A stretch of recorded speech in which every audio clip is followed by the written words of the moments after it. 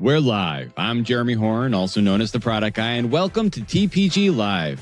This is a live roundtable, and you're sitting at the table. Whether you're leading a global team or just getting started in product, you have a seat here. So use it. Drop your questions, your perspectives, your challenges into the chat. That's what drives the conversation. That's what makes this different. If someone you know should be in this room, send them the link right now. There's still time. Stay through to the end. The roundtable always closes with something you'll walk away with. Now, let's meet our roundtable. First up is Erica Tsai. Erica is a product leader with over a decade in legal tech, spanning roles from IT trainer to product manager to internal tech lead.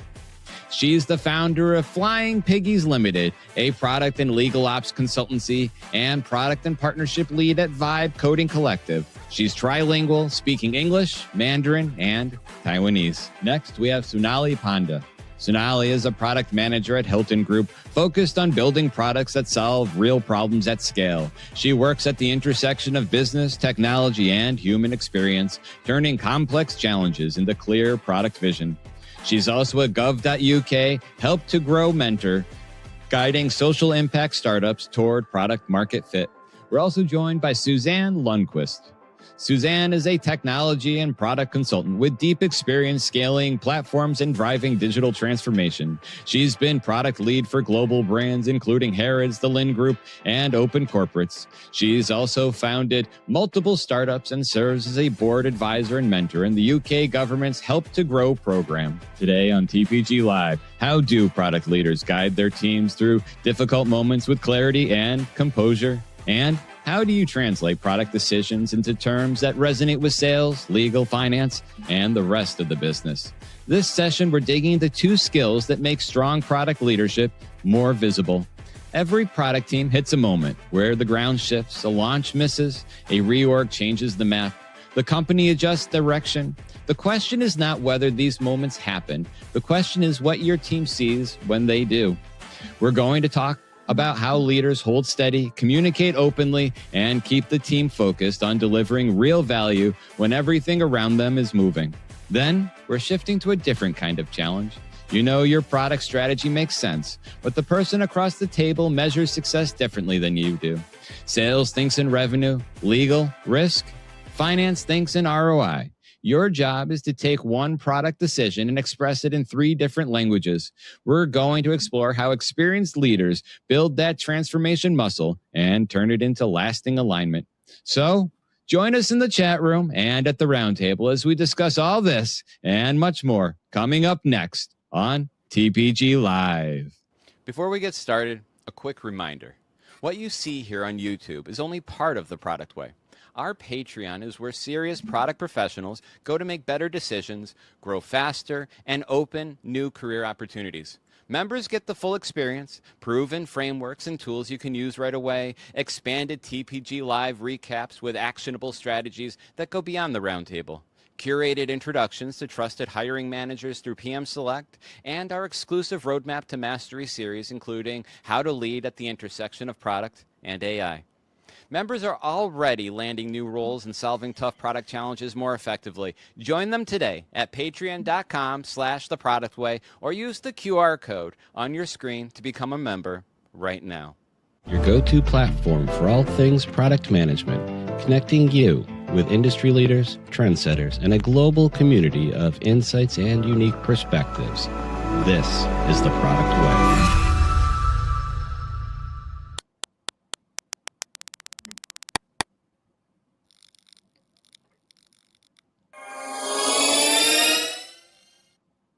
Hello, everybody. Thank you for joining us for another TPG Live. We're joined by an amazing roundtable. But before we get started to the roundtable, did I any corrections for me from that bio? Or are we good? We're all good. No, I think you are good. So you covered most of the thing that I would. All right. Sounds good. And so before we get started, I just have a quick announcement I want to go through here. We just, on the Product Way, we just published our very first company specific PM interview prep guide. We're hoping to be doing a lot more of them. This one's for Google. So it's the Google PM interview prep guide. We're planning on updating these things every year. And then and in between. So the guide's built on hundreds of real interview outcomes. It covers how Google evaluates product management candidates today. It's calibrated by level from L4 all the way to L7 and beyond. It's 118 pages, 17 chapters. It's available right now on our Patreon. And I will put that up so everyone can see. It's on our Patreon. So if you go to patreon.com/theproductway/shop, then you can go grab it. Please do.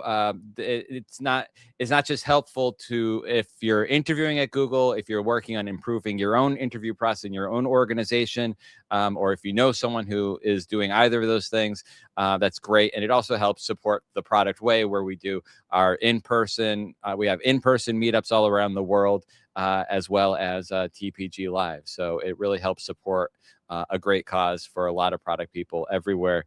So we really appreciate the support.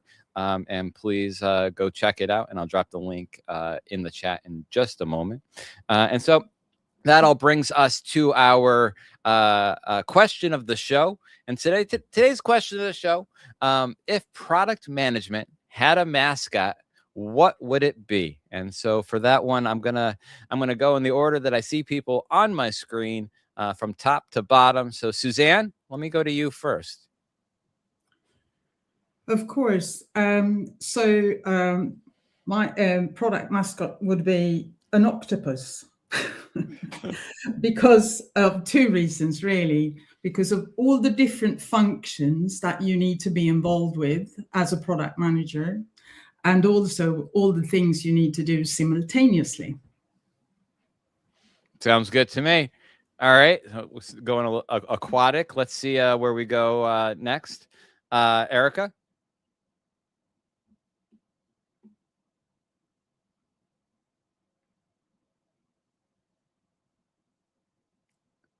Erica? You're muted, Erica.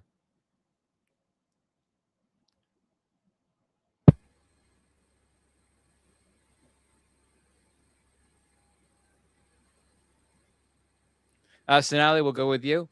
Okay, sure. It looks like Erica might be having some technical problems there. Yeah. I would say a product management for me is like some duck. I resonate that much higher because it's mostly like calm on the surface but violently padding underneath. So we kind of like work underneath too much than people assume we do on the surface. Sounds good. Sounds good. I went myself. I went with, or Erica, do you think are you able to unmute yourself? Erica? I'm hoping. You hear me? Yep. Hello? Yep, we do. Cool. Great. Yeah. So for me, it's probably not a surprise. The answer to that would be Flying Piggies. My company name. So basically is to making the impossible possible. So it's for me, it feels like a lot of time you get inundated with all the tasks. It feels like it's not possible to actually get it all done. So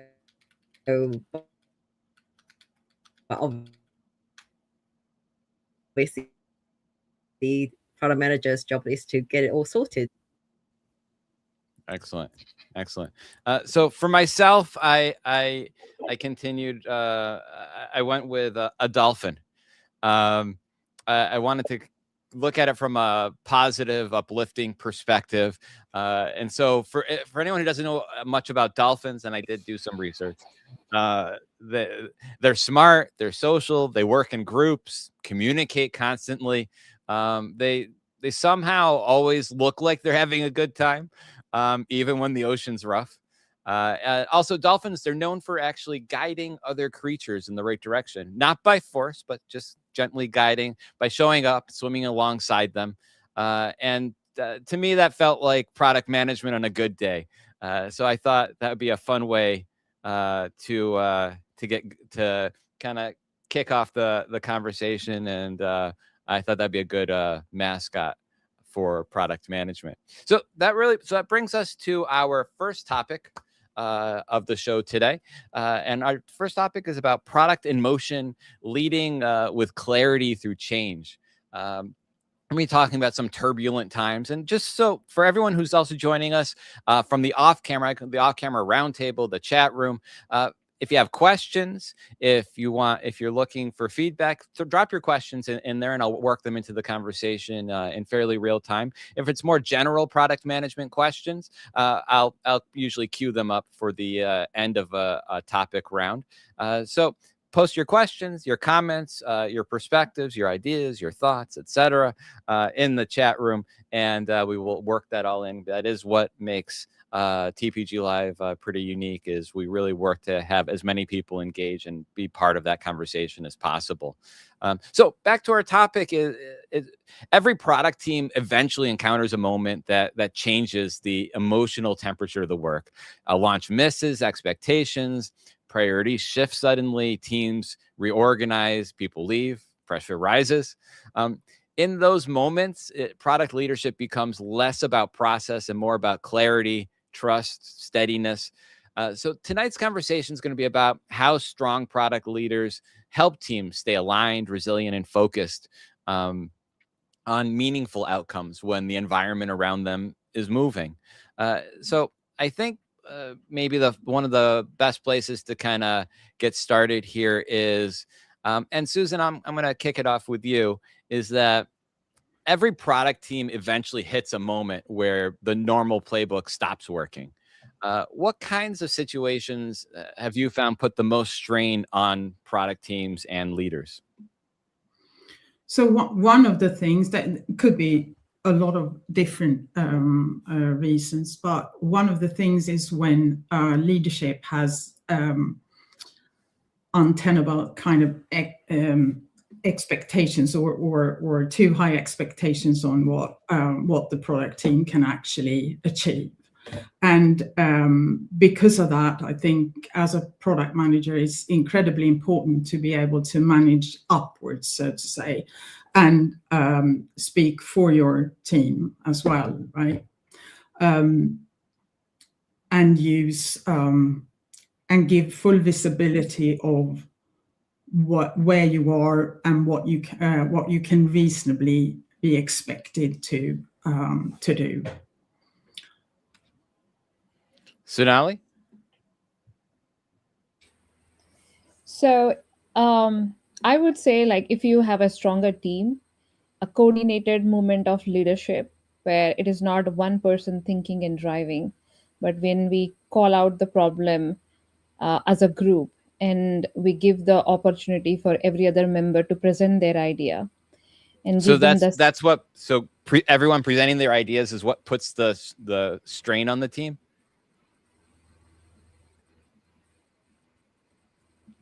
Yeah, no, it's everybody presenting their idea, but we unanimously deciding which one of those ideas are great to take it at this point, and have a fallback plan out of the ideas, maybe a secondary idea that you wanted to take. So I think that has worked well for me, so that, like, we have never fall shortage on the ideas, and because team has presented it, I have gotten the best buy-in and then execution. So that's how I would do it. So I guess maybe I'm not following your answer. So what are the situations that put the most strain on product teams and leaders? Okay, yeah, maybe, yeah, I'll answer this now. I understood the question better. So I think when we do not get buy-in from the leadership team and they're not aligned with your idea, so that puts most strain. You struggle to convey the idea of the product that you would like to build. So Okay. That's for me. Gotcha. So Erica, when difficult periods, they happen suddenly. Others they build slowly over months. What are you looking for? What are some of those early warning signs that a team is starting to lose alignment or morale or trust?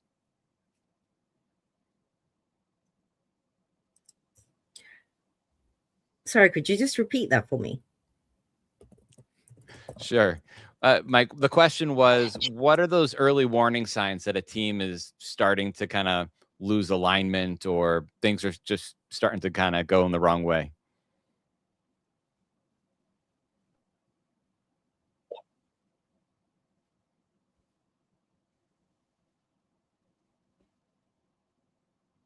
Hello?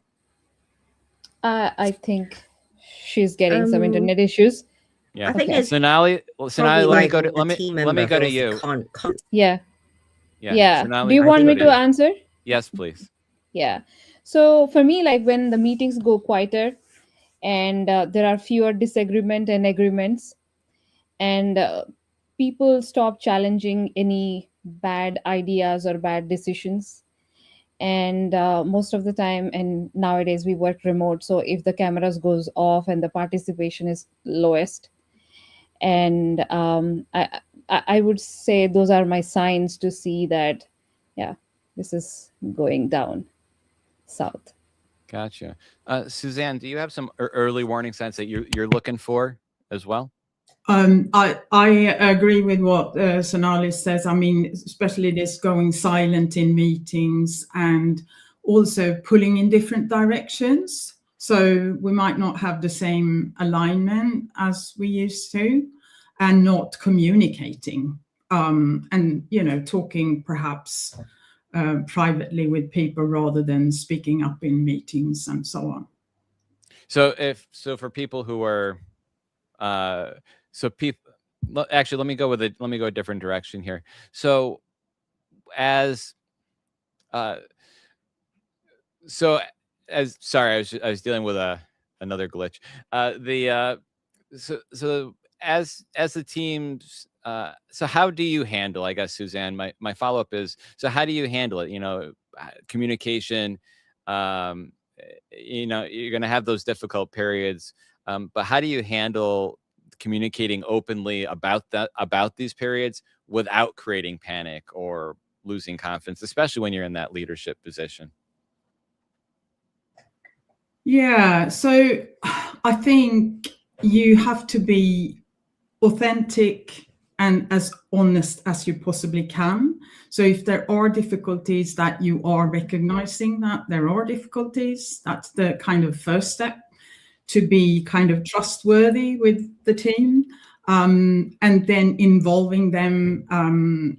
As Sonali mentioned before, I think involvement is so important in trying to get to a better place as well.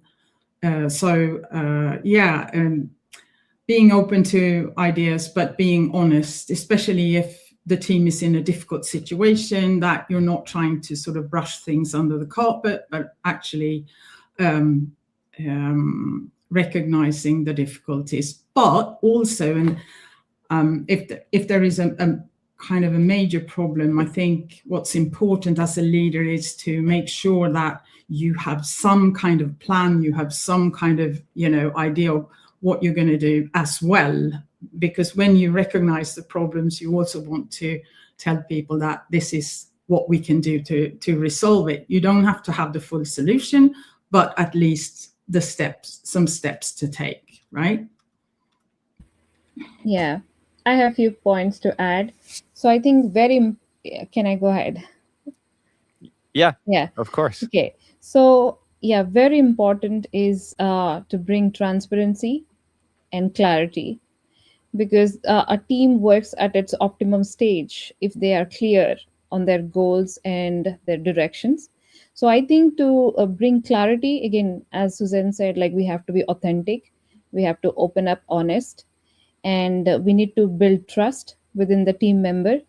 Like the trust builds by we standing for each other and supporting not only professionally but being there for each other, and that creates momentum, and from the momentum like we start looking at the feedback every iterations and improve thereon. I think Erica, let's see if we got some of the technical glitches worked out. Erica, you want to tackle?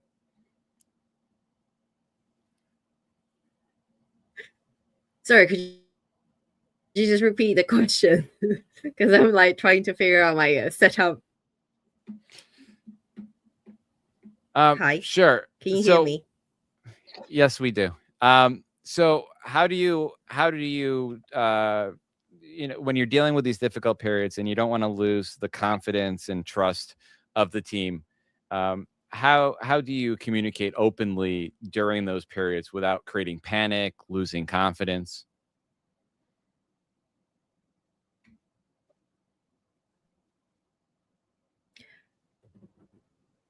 I think for me, transparency is very important. So obviously, it's you need to communicate with the whole team, all the stakeholders. So it's not just unfiltered. Just say whatever you think of. I think it's very it needs quite strategically thinking in kind of how to communicate the situation with every team member, so that that will be able to provide a calmness within the team and to keep it. I hope you get that. Yes, we did. Yes, we did. Suzanne, I want to kind of jump back to you for the next one in that, we're talking about some of what leaders should do. What are the things that you've seen other various product leaders do where it quietly damages trust during these difficult moments?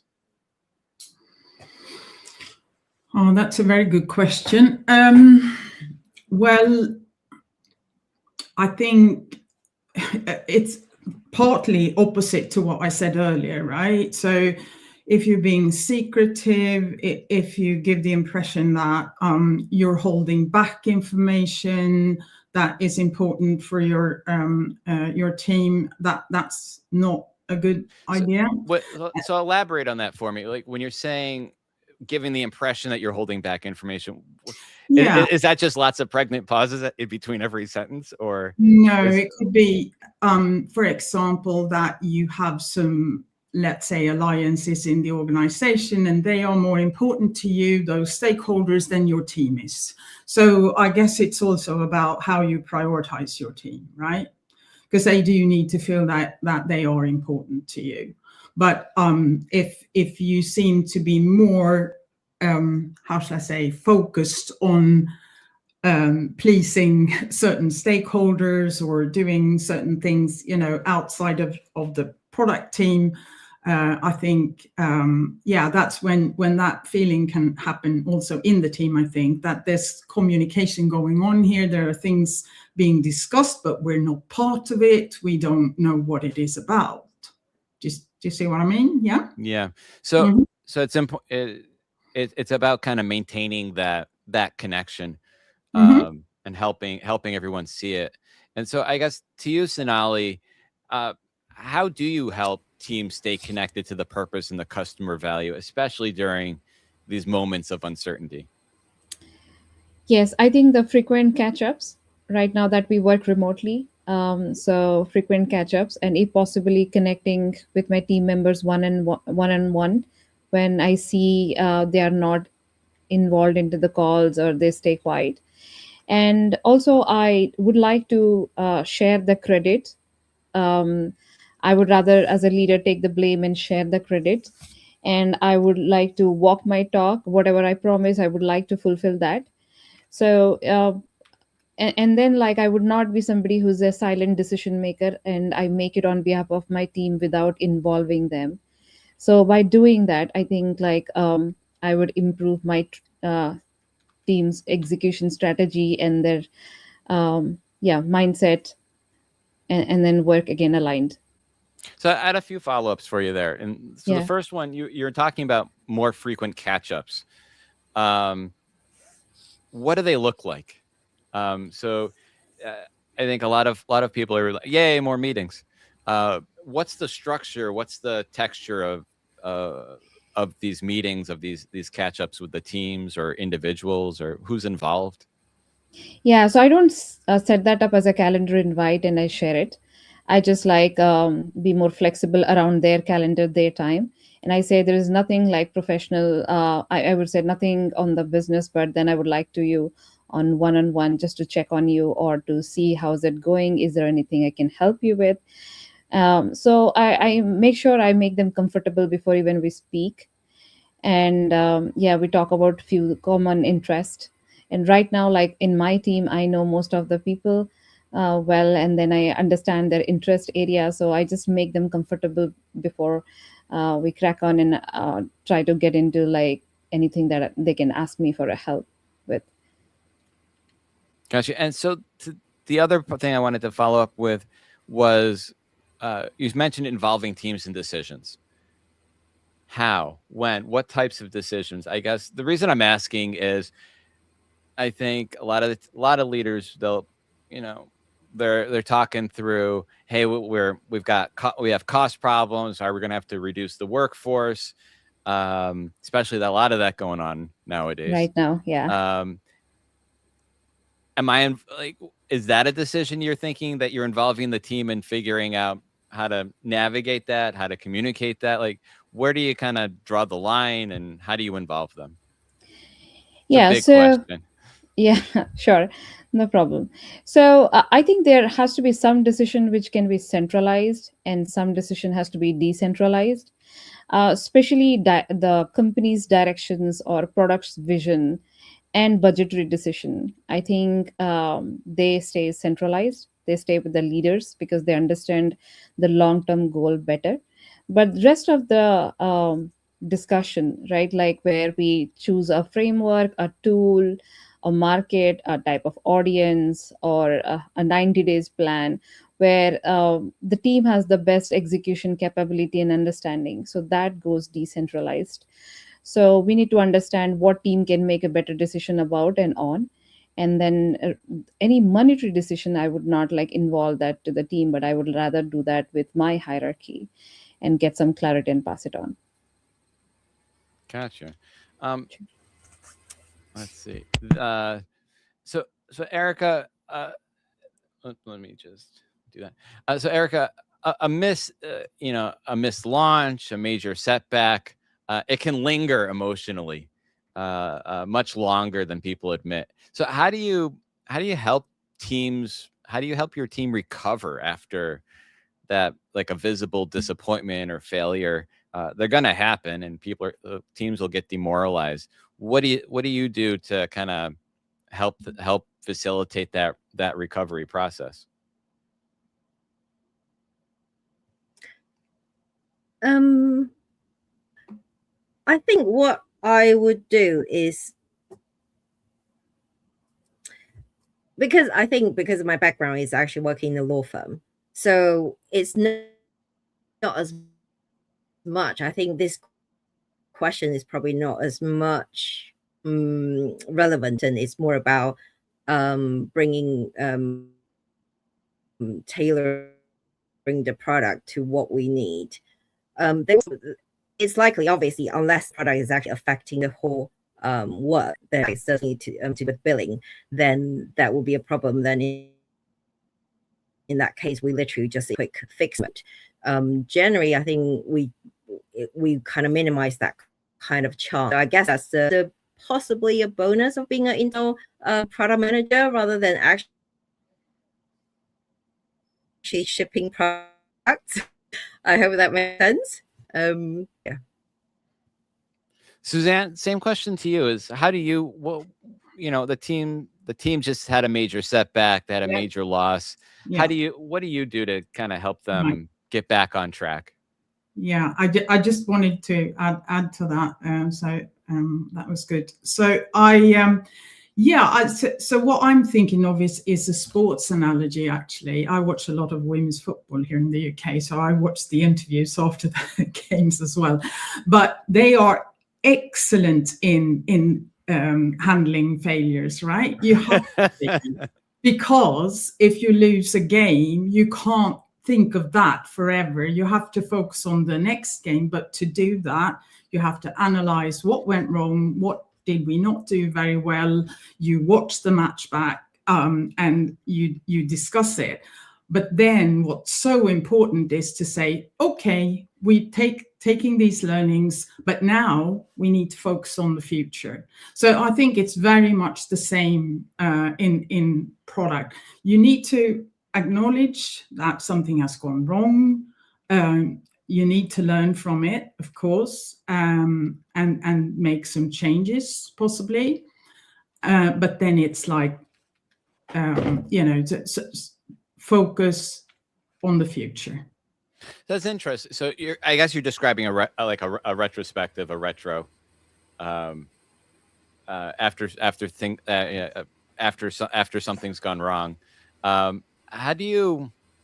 I think with a lot of retros, a lot of people, a lot of teams are frustrated by them. They don't find value in them. They find the retro itself as demoralizing, or they devolve into just people blaming other people. What have you found that helps it not devolve into just finger pointing, where it kind of to help it focus more on actually solving the problems? Who was that for? Sorry. You. That was for me. Yeah. Okay. Yeah. So I agree with you that I understand what you're saying. That can definitely be the case, and it can become a ritual that you're just ticking a box almost to, oh yeah, we need to do our retrospective. I think one of the reasons for why they might not seem that meaningful can be because you don't really address the issues. So you're deciding on a change. Okay, we'll do this differently, but you still have the same outcome in the next retrospective. So I think if the retrospectives can be truly kind of changing how you work, then I think they are more rewarding, if you see what I mean, right? I got you. What we've done, or what I did when at one company, was actually that someone said in a retrospective, well, these problems, we've seen this before. It seems like they're coming up again and again. And we had them documented, so we could actually analyze them back to see, okay, this is a problem.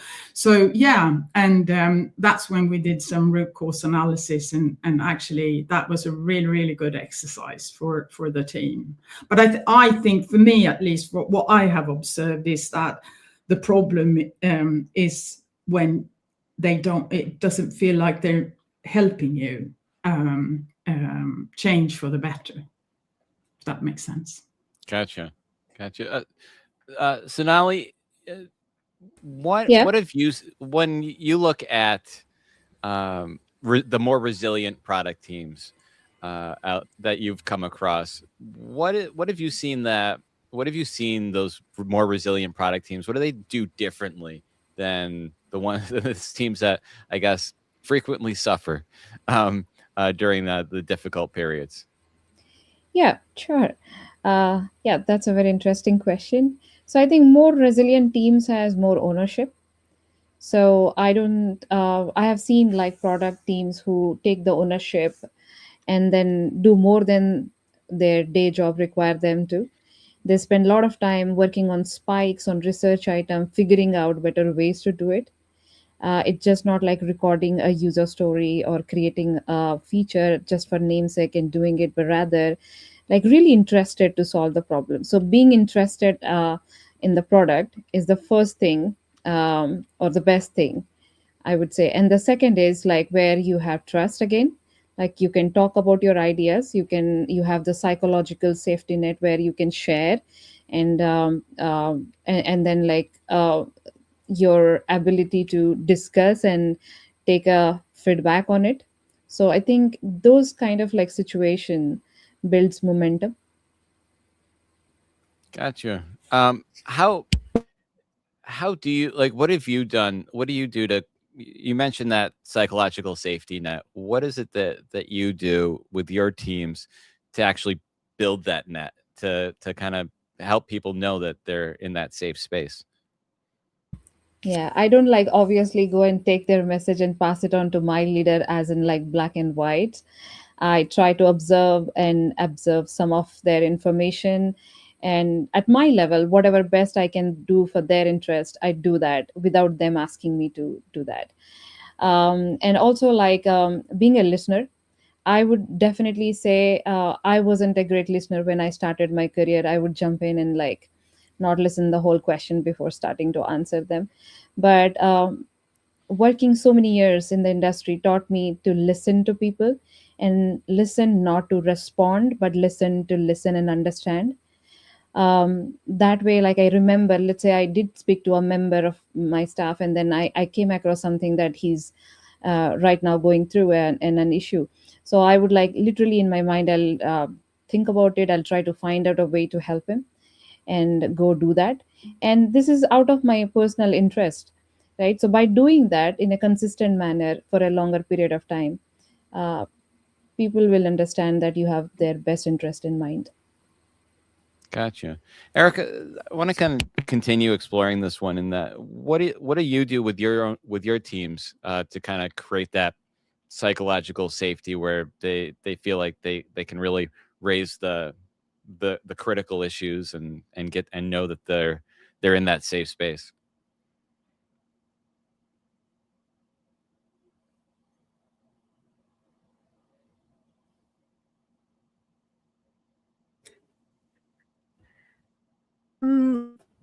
I make people what they are valued and listened to, pretty much similar to what Sonali, the point that Sonali made. I think that's once then they are more likely to be voicing it. It doesn't mean obviously if we are not taking on board. Generally, for me, the communication is so important that it's listening and to actually make sure everyone's aware of what the process or what we decided to move forward with, to, so that everyone's on the same page basically. And I think that generally helps. So you said make them feel valued. Like, what is it that you're doing that make them feel valued? Is it I don't what is it that you do? I was gonna crack a joke, but I didn't. It wasn't funny. Obviously, when they actually provide an idea and to see.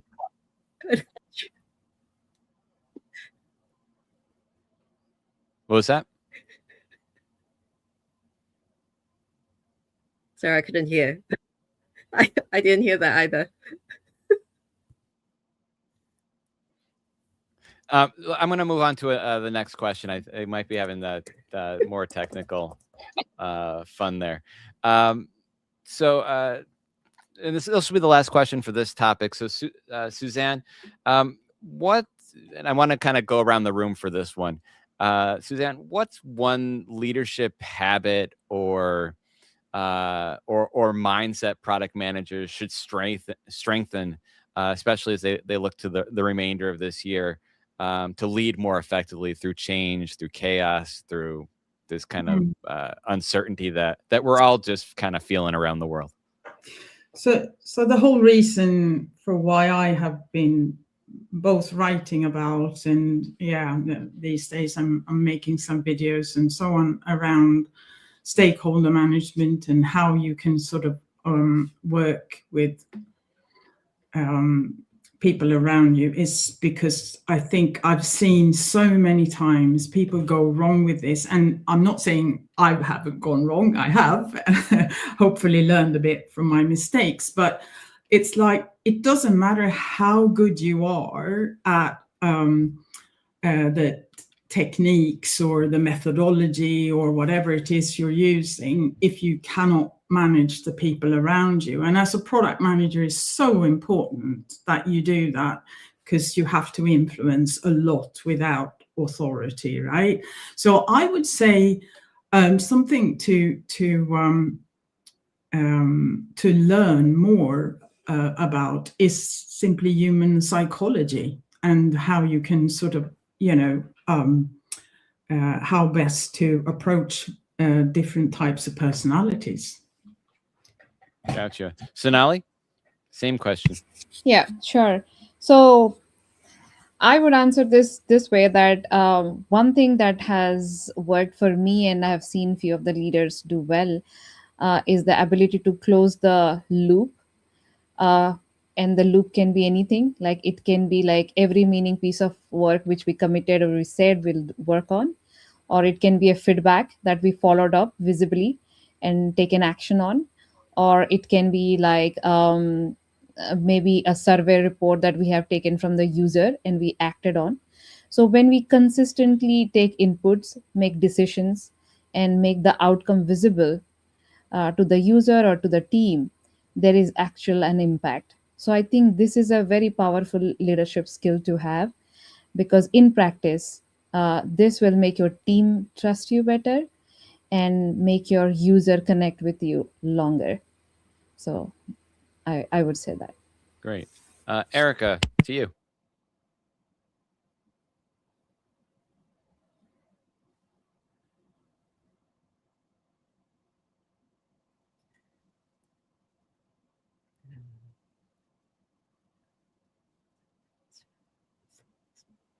Hello? Sorry. Hello? Yes?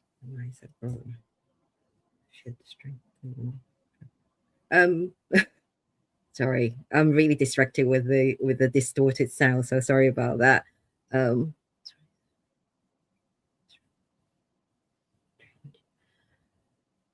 I would say I think it's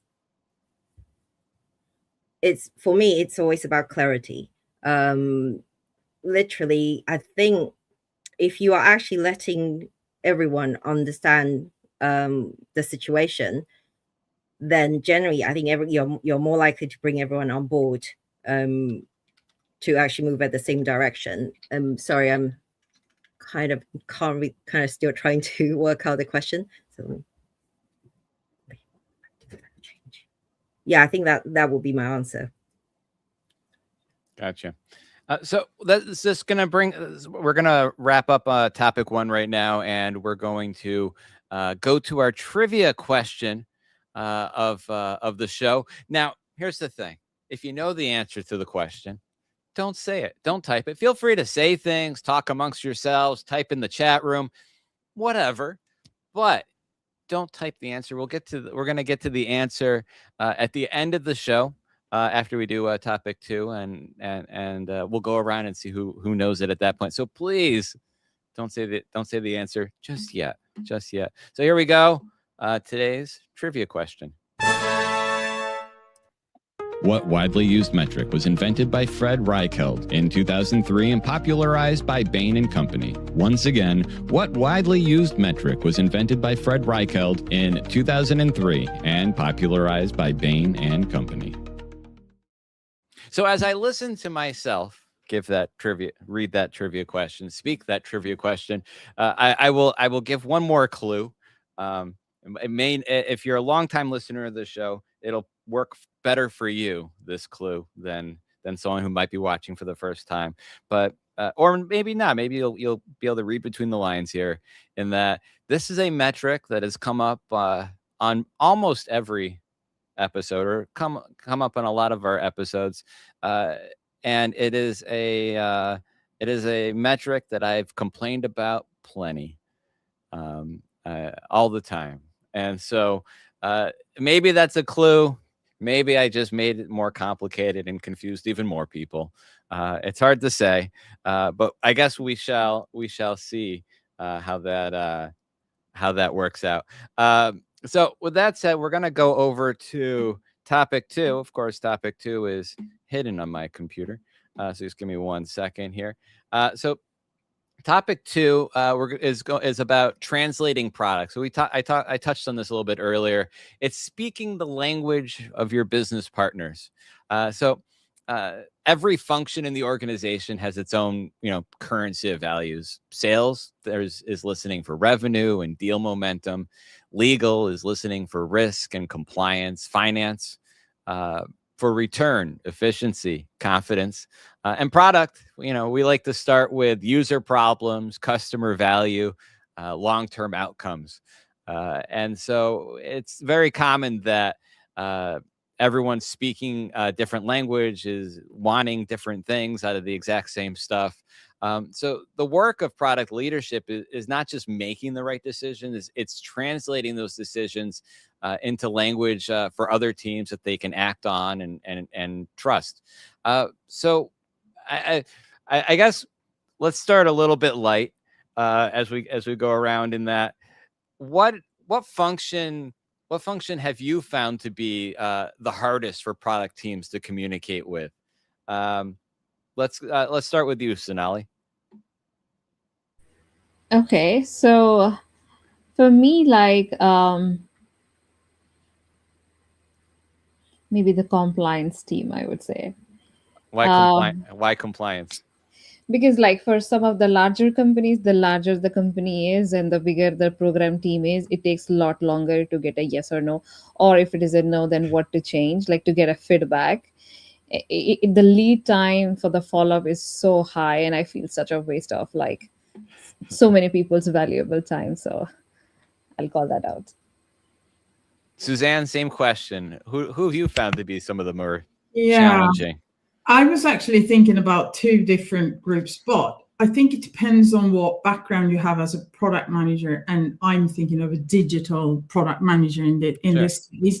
But if you don't have an engineering background yourself, I would still say engineering and technology, because we have these methodologies like Agile, and we spend all this time, right, on trying to sort of get what we actually want.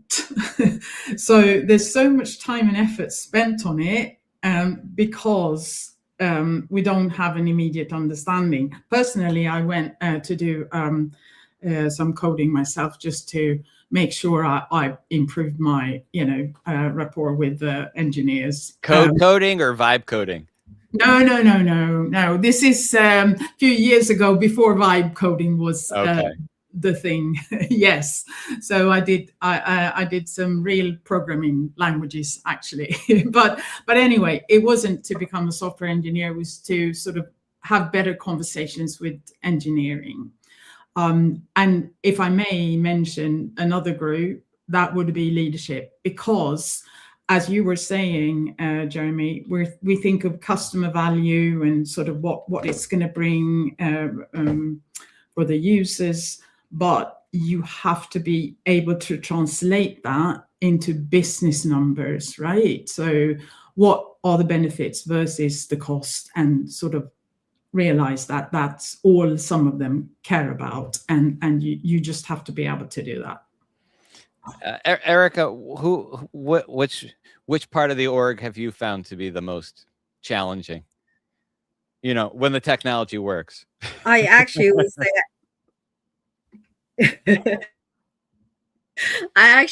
it's exactly the same as Susan's point, to be honest with you, because I think exactly like the tech people, sometimes it communicating with lawyers, and that could be because like sometimes a lawyer wants certain things, they'll be like, oh, why can't this be done? And then just like, nope, you kind of have to go exactly it's a problem, what exactly that can't be done. I literally have to dig it out and then do that Suzanne pointed out. I think from my experience, that would be the most difficult one. Leadership actually okay, because as long as I think I reason with them, I think I'm quite good at convincing them, influencing them into making the decision. So that's excellent. Sonali, where do you see, product teams often speak to user problems, outcomes, trade-offs. I mentioned some of that earlier. Where do product leaders, in your opinion, most often fail to translate their thinking for other functions? I think to understand the complete end-to-end user journey, just not seeing the software into pieces, but like the end-to-end flow of the journey. So to understand like what are the critical problems right now the user has, and and how do we not only navigate and then improve on that, but how can we overall make the journey much seamless and easier for them, and probably take like fraction of the time they used to take to do the stuff on the application and reduce it like maybe 50% or less than that. So such kind of like first thing is ownership, and ownership of the problem, customer's problem, and understanding their current end-to-end journey, I would say.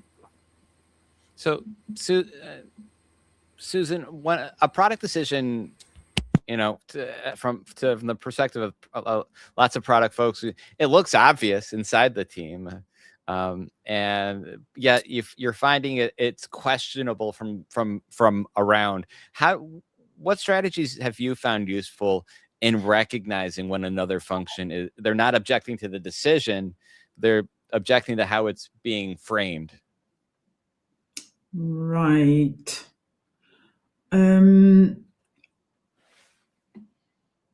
So you're saying that other functions are okay with what we want. Well, they're objecting. We don't know necessarily why, but it's more about the framing of it. Yeah, I mean, when I set up product processes in a small company, there were between 30 and 40 people in total. So what we introduced, I don't know, I'm not sure if this is what you're after, but what we introduced the RISE model, which I'm sure a lot of people are familiar with, but that was to be able to sort of reflect that value versus cost that I was mentioning before, with that leadership has to understand, but also to try to sort of score, what would be most important next, so to say. I think at least in that smaller company, that worked quite well, because people could understand, the method and what it actually measured. But I guess what you need to do is recognize each function have their own way of measuring success because they are that function, right? But then you have to sort of, how should I say, pull that together under kind of what product is trying to achieve. And all those functions still want a great product, happy customers, all those, and returning customers, right? So it's about painting that picture, I think. So yeah, that's it. So I want to kind of pick on sales for a second. I used to pick on sales a lot, but I've also generally found them to be the best partners for product. But sales often needs that product strategy translated into customer urgency, revenue impact, competitive confidence. Sonali, like what are strategies that you found work well for helping product leaders communicate roadmap choices to sales in a way that actually builds trust? Yeah, so these days it's like a world of social media, the generation of social media.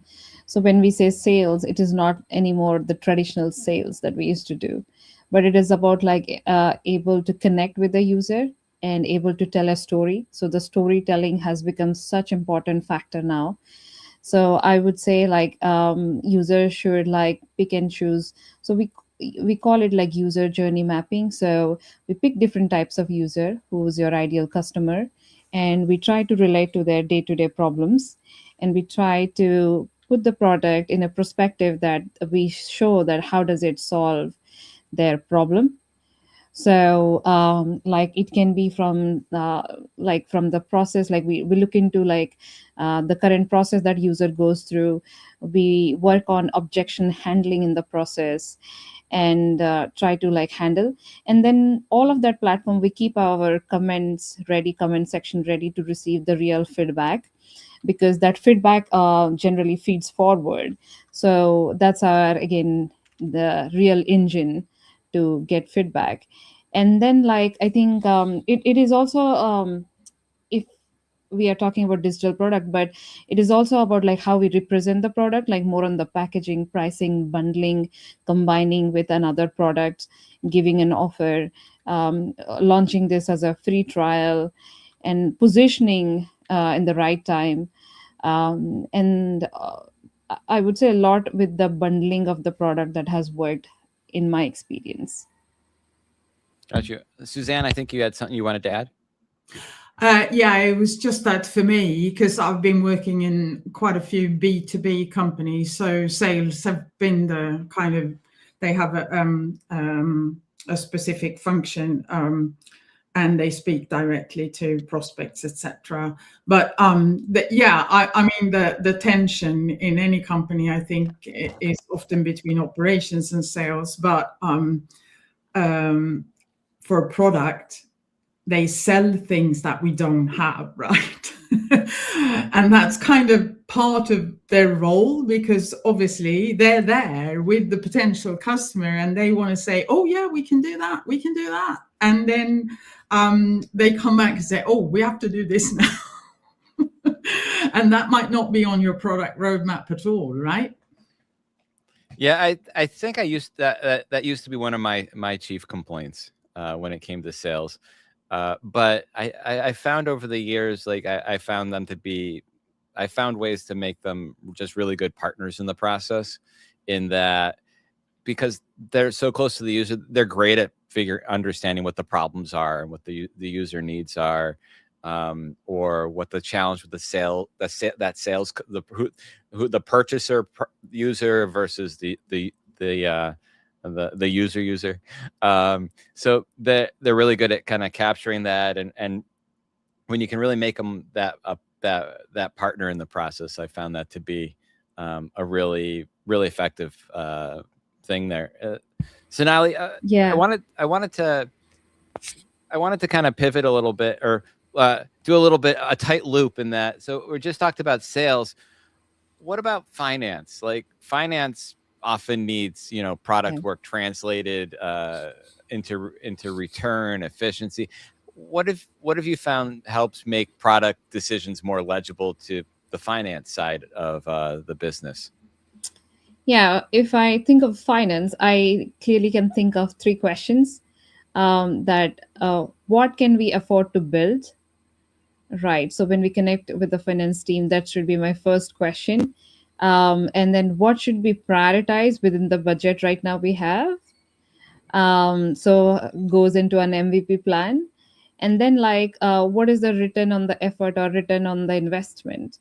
Right. So when I think about finance, it is about like value creation and a lot of like constraint management in terms of budget management.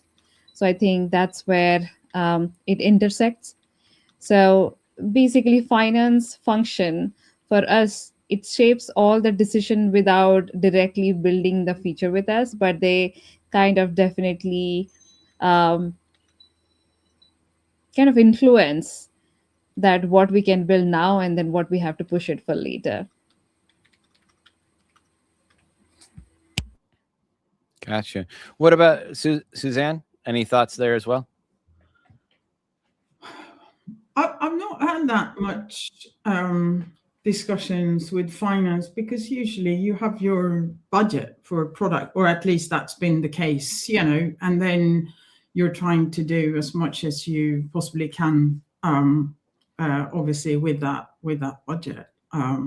But I've not had a lot of how should I say, interactions with the finance team, much more with, as we said, the sales team. Yeah, they've got great sense of humor.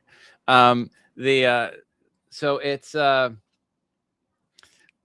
so sometimes the best translation is not to spin. It's connecting the same decision to the real concerns of each of the partners that we work with, all the different functions.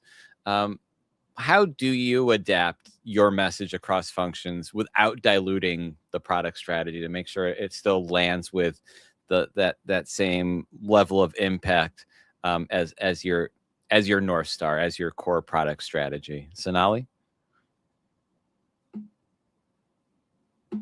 Unmute. Yeah. Yep, Yeah. there you go. Yeah. So the North Star KPI would be like the user adoption. Like if I have launched a free trial of my product into my specific user group, like how many of the users are interested to even try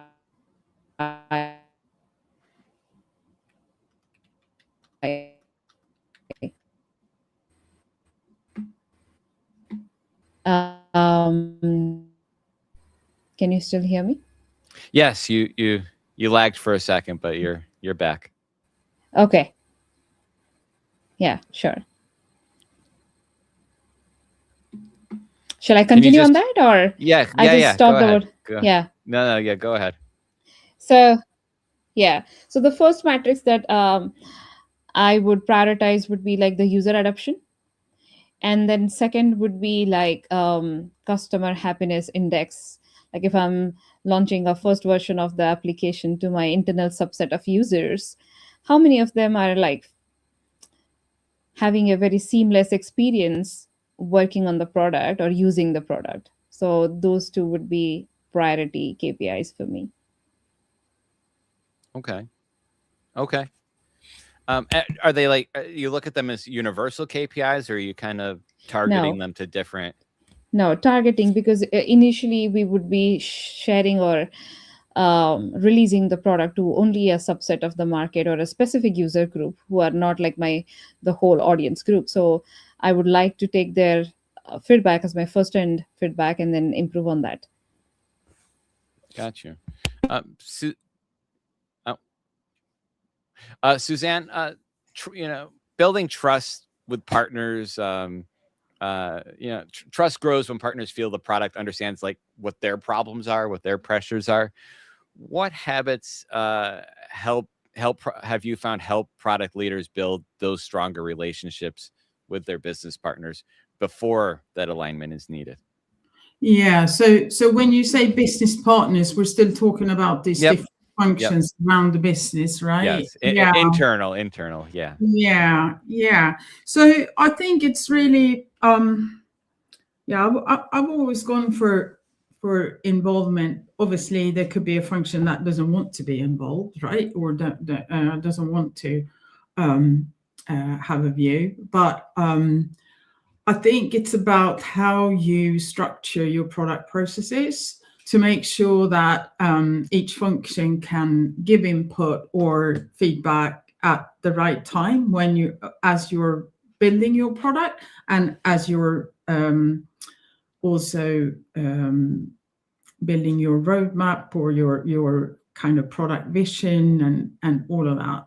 So to me, it's about how you set up your processes around your product and make sure that they are involved to some degree. Like which processes are you referring to, and how are you involving them? Well, I did talk about, for example, RISE, right? It depends a lot if you're in a big organization, if you're in so for those who might not know what RISE is, you want to... Oh, sorry. Yeah, go on. No, explain it for anyone who might not know. It's a way of prioritizing what you're going to do with your products, and you base it on. I need to remember what the different. Well, you look at the benefits versus the effort, right? So each letter stands for. Let's see, revenue. So yeah, it's a basically prioritization technique. So you kind of like prioritization technique. Yeah. For anyone, it's reach, impact, impact, confidence over effort. Yes. Yes. Reach. Yeah. So reach is as in how many customers would be affected. I didn't mean to put you on the spot. No. I don't know if I. No, we use many of those techniques and we don't really remember their full forms No. all the No. time. So That's what the templates are for. yeah. But yeah, no, that's a good call. Obviously, not everyone has used it or know what it is. So, yeah, presenting things like that is kind of creating a common language around product, and also making sure that if you have some kind of product board or somewhere where you make decisions about what are we going to prioritize next, that you actually have your business partners involved in that, would be my advice. Gotcha. What advice, Sonali, do you have? Would you give PMs who want to become better at speaking the language of business? I would say more interaction with the business, and you understand the terms they use frequently. And for one of the project I did complete, I guess, but how? Because I think it's easy to say, oh, just interact with everyone more. Yeah. Like how is like bringing your observation to the max. I would go and attend the meeting with the business and be a silent observer and try and listen like what are the terms they use on their day-to-day operations. And I would like when next time it comes around and then I have to present my idea, I try to like at times I become like more funny and then use those terms, and I ask like I did not know what it meant for, but then I used it. And but most of the time I observe, I take a note, I take a note of like what do they call which one, and kind of come represent that way. And then more than terminologies, I guess it is being more visual. So these days I'm very much into whiteboarding techniques, like I use Miro, Mural, Figma like tools, which gives me like a very raw form but to represent my ideas. I want to like for them to connect the dots and understand what I meant to say. So then I say like I probably will send a mail with the details that what I mean, and then like I write in a very descriptive manner later on, but I want you to connect with my idea, or to understand or ask me question what I'm trying to explain here. So yeah, I think that has worked for me. I want to try to double click a little bit on this one, in that you had mentioned, attend the meetings. Like, how do you get invited? Like, what are you just taking everyone out for drinks and hoping that works?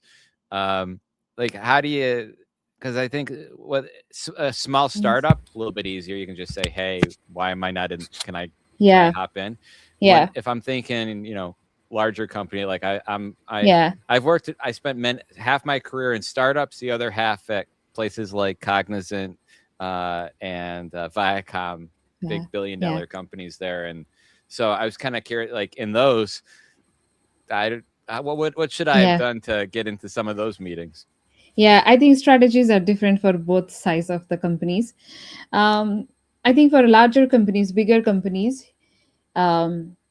probably like the leader that you're most comfortable with, or who introduced you to the team, right? So I have worked like a lot longer on the management consulting.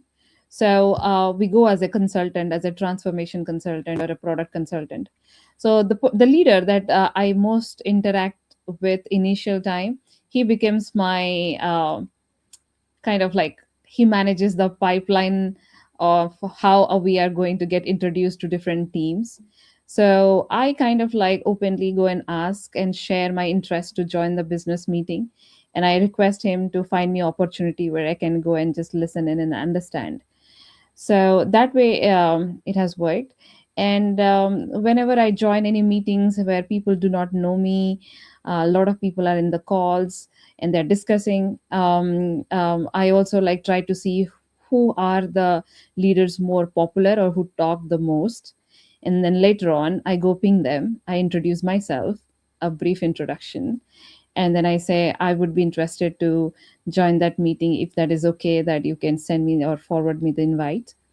So yeah, I express my interest, I persuade until I get there, And then I try to build a relationship to get the next pass. Yeah, Suzanne, go ahead. I just wanted to say, because we were talking about smaller companies and larger ones, right? I find it quite amazing sometimes how you see how quickly people start hiding from the customers, doing their own, wanting to do their own thing, silo themselves away in the organization. And to me, it's always been an ambition to not let people do that, but actually pull everyone together again.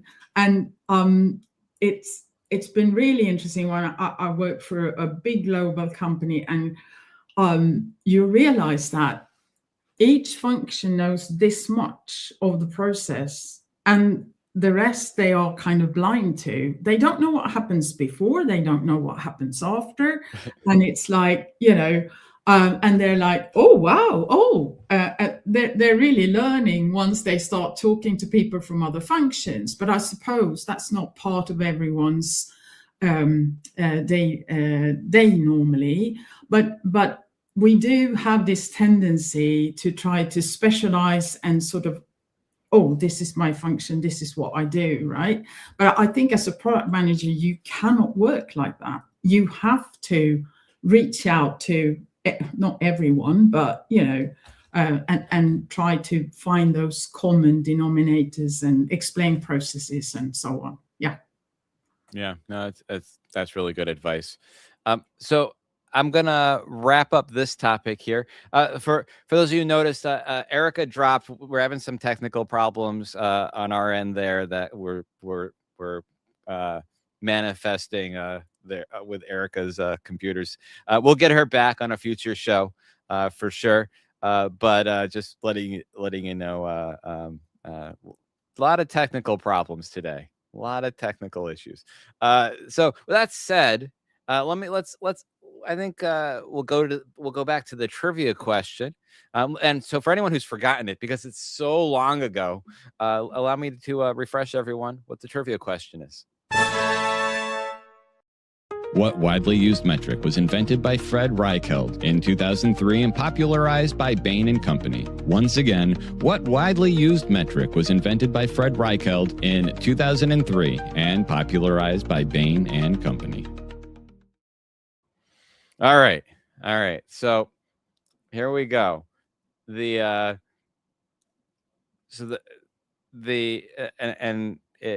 very popular.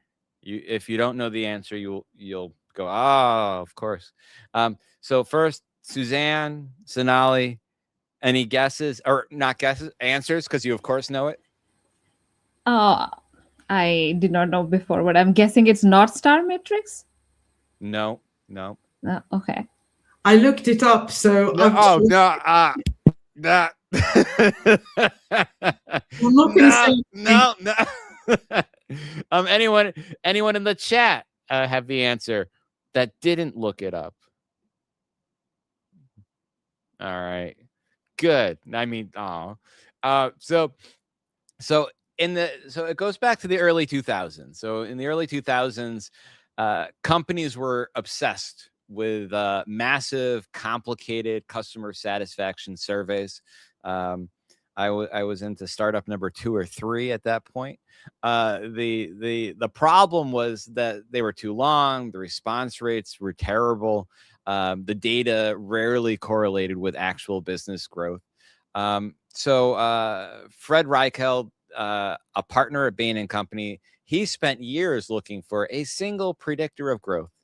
He discovered that one simple question seemed to outperform everything else. And basically, on a scale of 0 to 10, how likely do you recommend our company, product, service to a friend or colleague?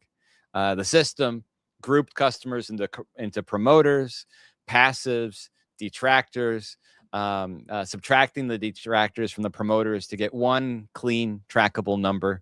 Boardrooms and CEOs loved it. It was so simple. It gave them all the answers they could ever need. But at the end of the day, it was a vanity metric.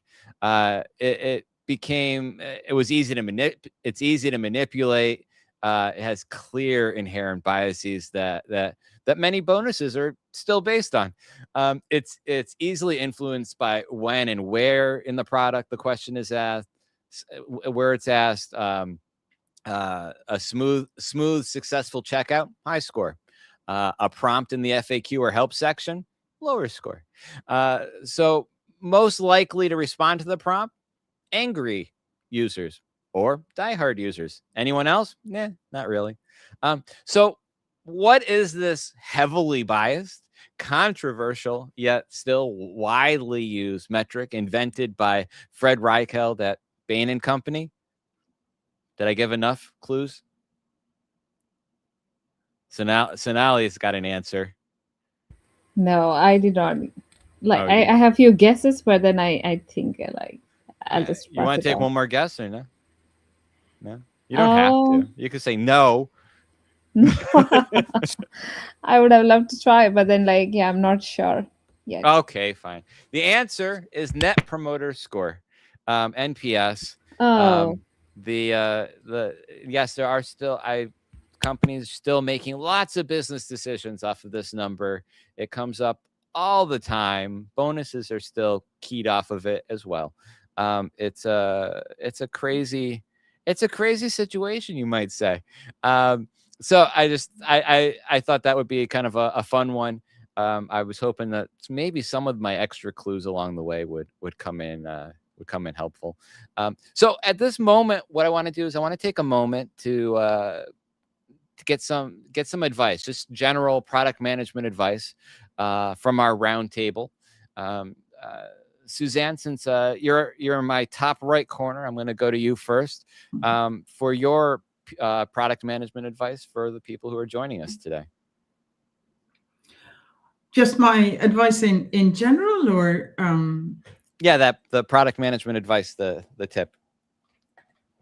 Okay. Well, I've already seen someone mention it actually when I was talking earlier about root cause analysis. So someone has mentioned it in the chat. I think that situation and what you were saying earlier, Jeremy, about retrospectives and how they can be quite, people don't like them over time, can be because of that. The same issues come up again and again. But what I've found really useful is to use something called 5 Whys. I actually was taught it when I took Six Sigma training, but it can definitely be used for a product. And it's a relatively simple technique, but it's really, really important that you know how to moderate a 5 Why analysis. So you define the problem, you then discuss why is this happening and what's the evidence for that this is happening, right? And once you've established that, you go to the next why and you go to the next why, and it can be up to 5 whys. It doesn't have to be. You might arrive at the root cause at the third one, but that's the idea. And as I said, I've used this myself and it has worked really well, but there are a few things to watch out for. You need to use data when you're answering, why something is happening, and it shouldn't be turned into an interrogation. You should never do it alone. You should do it with stakeholders and with the people who are involved. We had our CTO, for example, in one of the meetings. He didn't say much, but got a much better understanding of what was actually going on. So it works best when it creates a shared understanding. And if a name comes up, you've done it wrong. You look for what is wrong with the system or the structure, right? Not a name. Yeah. Excellent. It took me a moment. I was trying to what a name, and then I realized. Yeah, not a person. It's not, that's not the root cause of a problem, right? Then you're not getting it right. So. Because I said so, or because so and so said so. I like that. Sonali, what's your product management advice? So, all of my past years of experience, if I have to sum it up, I would say three things. First one is like setting clear priorities and defending them with data, with a lot of user feedbacks. The second one I would say is like making decisions which are visible and consistent. I mean, that earns you trust. That gives you like more power to execute, like the execution becomes much better. And the third thing I would like to talk about is closing the loop, like the one I did talk. Any feedback we received, any input we did get, any upgrade that we have been asked, like either taking a decision on it, either yes or no, but like making a decision on it and acting on it is something that I have seen practically have helped me to move forward. Excellent. That's great. It's really great advice from both of you. So before we get to final comments, I just want to remind everyone we covered a lot of ground tonight, and the kind of thinking that everyone saw practiced here, working through ambiguity, adjusting when new information arrives, reasoning through trade-offs in real time. That's exactly what we cover in the Google's interview process in the guide, and it's what it's designed to evaluate. And so I just want to remind everyone to please check out our Google guide at patreon.com/theproductway/shop. It supports TPG Live. It supports the product group in-person meetups here where I am in New York City, as well as in London and all around the world. Wherever we are. It helps keep everything free, accessible, and so you can buy one of the guides. You can also become a member. Both of these are great ways to help support a lot of the great work that we're doing here and continue a lot of these conversations. So link is I put it in the chat earlier. It's on the screen right now. Please go check it out, and it's just really a great way to support everything that we're doing.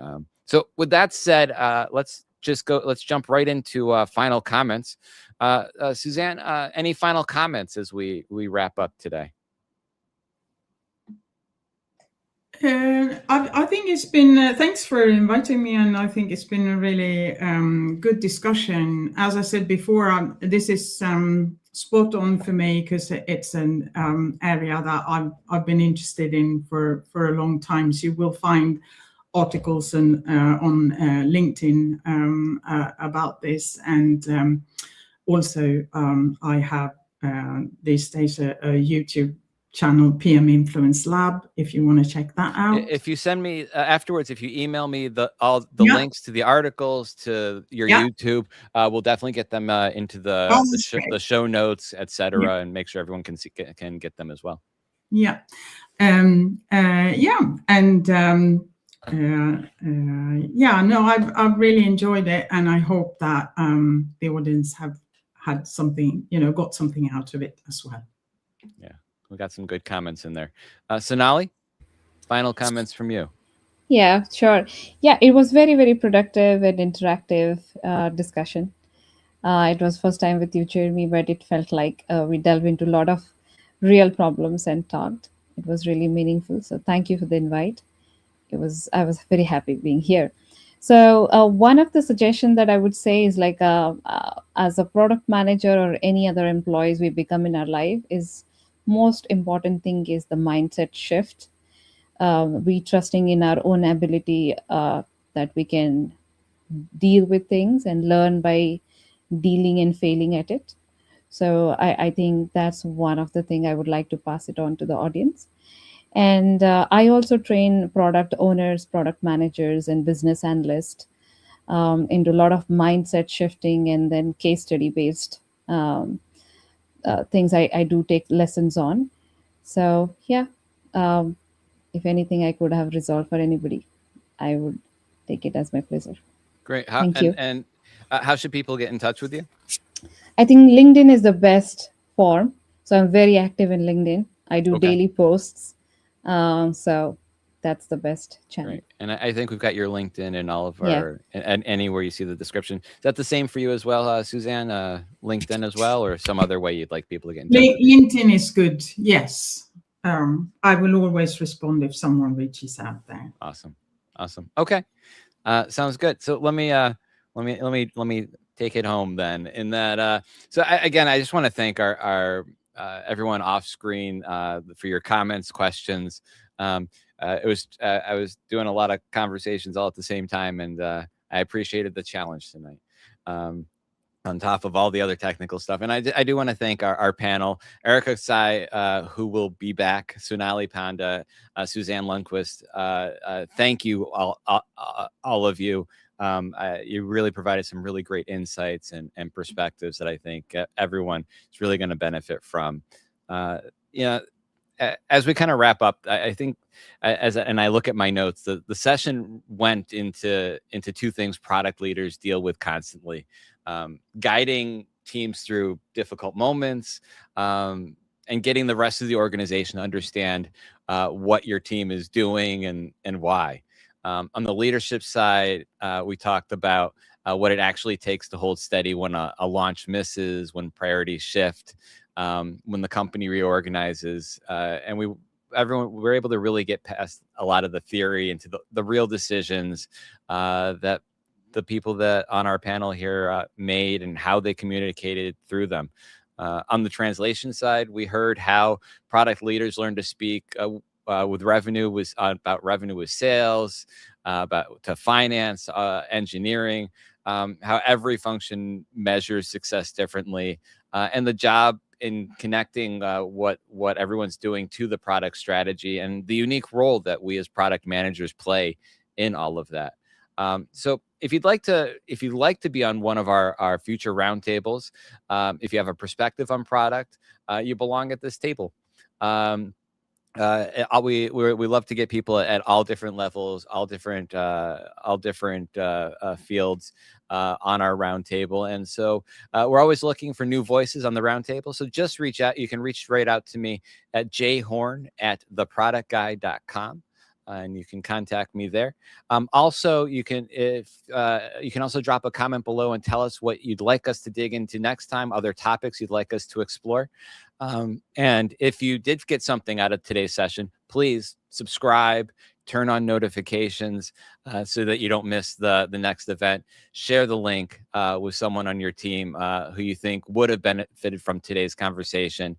And really, as we wrap up, again, I just want to thank everyone for coming. Thank you again to the roundtable, and I'll see you all next time at the roundtable. Bye. Thanks for tuning in. Today's show is just the beginning.